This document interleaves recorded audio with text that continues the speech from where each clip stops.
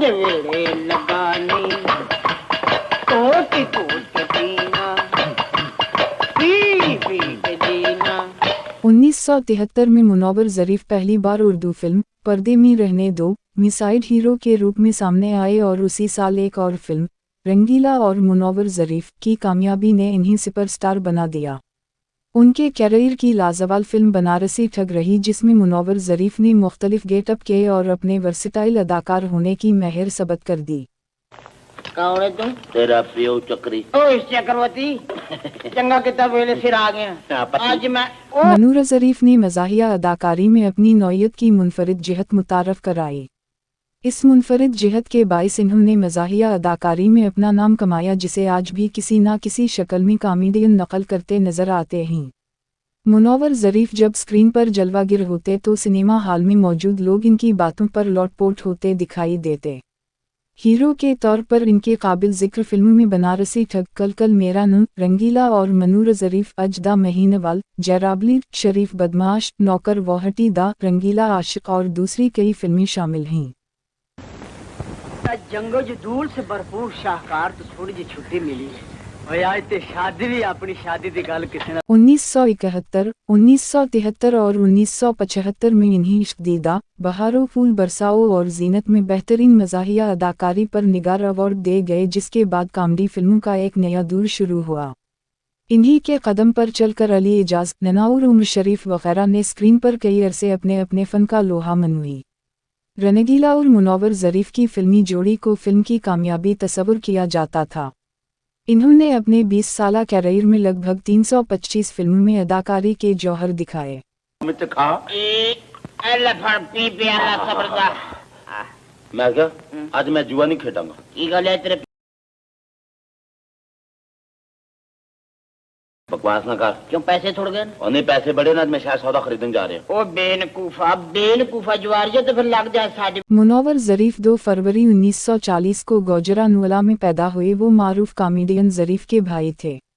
इन्होंने अपने फिल्मी कैरियर में 300 से ज़ायद उर्दू और पंजाबी फिल्मों में अदाकारी के जौहर दिखाए। उनकी मशहूर फिल्मों में बनारसी ठग, जेरा बलीद, मौज मेला, शौकन मेले दी, मुंजी कत्थे, डाहू नूनहुन्ना, दामन और चिंगारी, चक्करबाज, हमराही, बदतमीज, नौकर वाओ वाओ हटी दा वगैरह शामिल हैं। इन्होंने मारूफ अदाकार रंगीला के साथ जोड़ी बनाई और परस्तारों के दिलों में घर कर लिया। रंगीला और मुनव्वर ज़रीफ की जोड़ी फिल्म में कामयाबी की जमानत बन गई। इन्हें कॉमेडियन हीरो का खिताब भी मिला।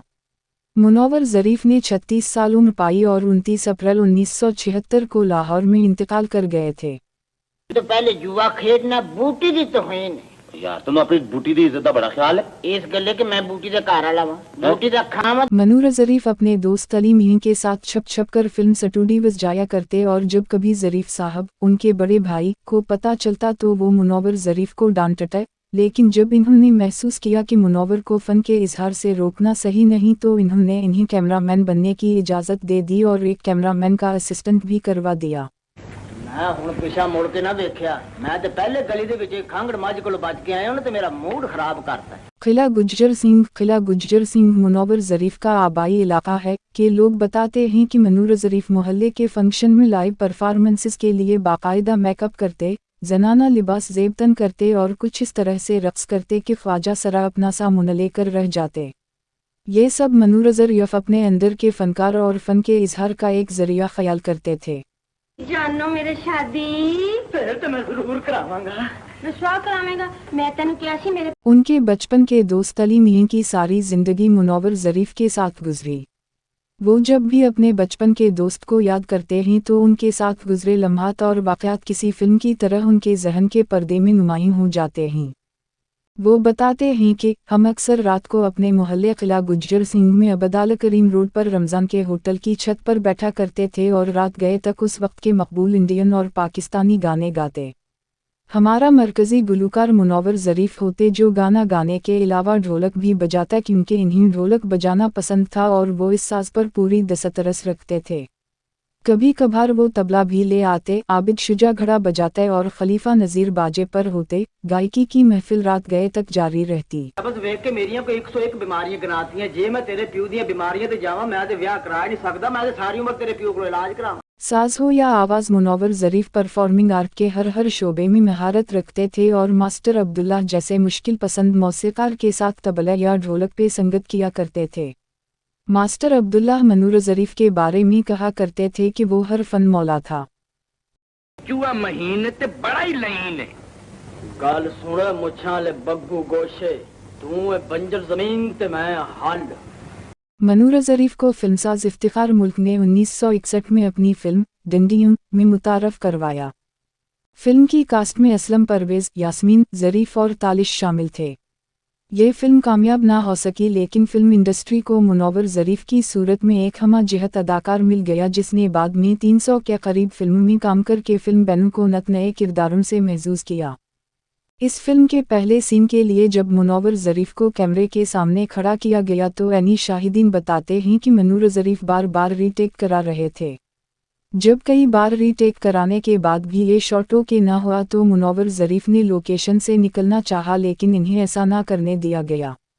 वक्फे के बाद मनूर ज़रीफ ने ये शॉट ओके करा दिया, लेकिन ये पहला और आखिरी मौका था जब इन्हें रीटेक्स करवानी पड़ी था। इसके बाद मनूर ज़रीफ था, नगार खाने थे और वो कैमरों पर हावी था। तू बूजर खाने जा ते जाके फूफी दी जान बचा, हलाल होने लगी। उठो ओए मनूर ज़रीफ ऐसे बासलाहियत फनकार थे जिन्होंने अपनी दूसरी फिल्म से ही अपनी जगह बना ली थी।